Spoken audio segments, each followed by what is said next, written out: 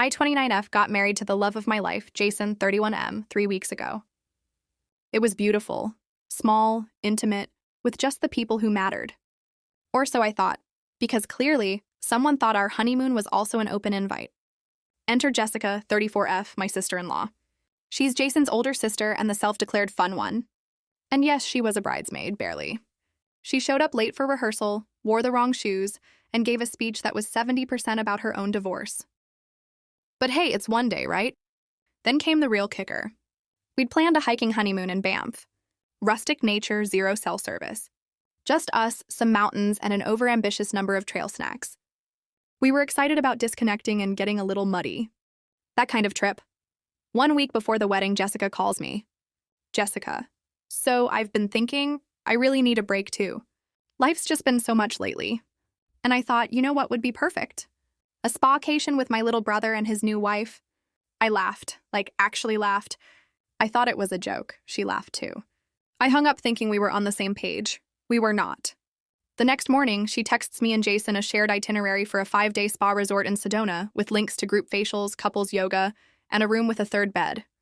She said she found a great deal and had already pre-reserved the spot for the 3 of us. I texted back immediately saying, "Hey Jessica, we already have a honeymoon planned. It's just the 2 of us." "I think you misunderstood." She replies, "Oh, I know. I just figured you'd change your mind when you saw this place. Banff is so muddy. You guys deserve better." I showed Jason, expecting him to shut it down hard. But he just said, "That's Jessica for you," and asked me to let it go. Let it go, let it go? It was Jessica, asking what time we were leaving for the airport and if we wanted her to bring snacks. She had booked her flight to Banff. I walked into the bathroom and had a full-on silent scream while staring at the towel rack. Then I came out, took Jason's phone, and told her, clearly and politely, that this was our honeymoon and we would not be traveling with anyone else. Period. She started crying. Actual crying. Said she just wanted to feel loved again and wasn't trying to intrude. She even claimed this was her way of trying to support our marriage. I could write a thesis on how that makes 0 sense. Jason caved again. He said he didn't want to hurt her feelings. I told him flat out, if she comes, I don't. Not because I hate her, but because if our honeymoon becomes a family trip, then what is left just for us? We fought. Hard first big fight we've ever had? He eventually admitted he didn't want her there either, but felt guilty because she's alone right now. I offered a compromise. He could plan a weekend trip with her later. Go to a spa, do yoga. I'd even help him book it. But our honeymoon, non-negotiable. She didn't end up coming. But not because she finally understood boundaries, because she got mad that we said no.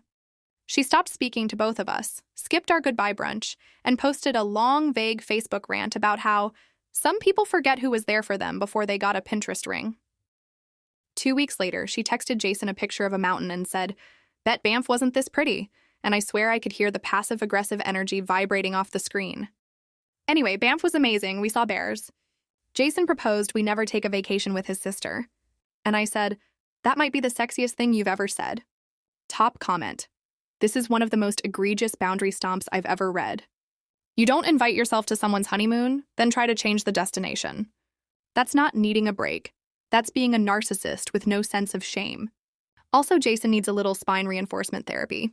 Glad you stood your ground. OP's follow-up 2 days later. Wow, this blew up. Thank you all for the support and the honeymoon spot recommendations for next time. Jason is already talking Iceland, LOL. A few people asked if Jessica has always been like this. Yes and no. She's definitely got some main character energy, but this was next level. Jason and I had a long talk about how to set better boundaries as a team.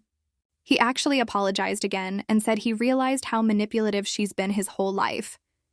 So, growth? As for Jessica, she's still not really speaking to us.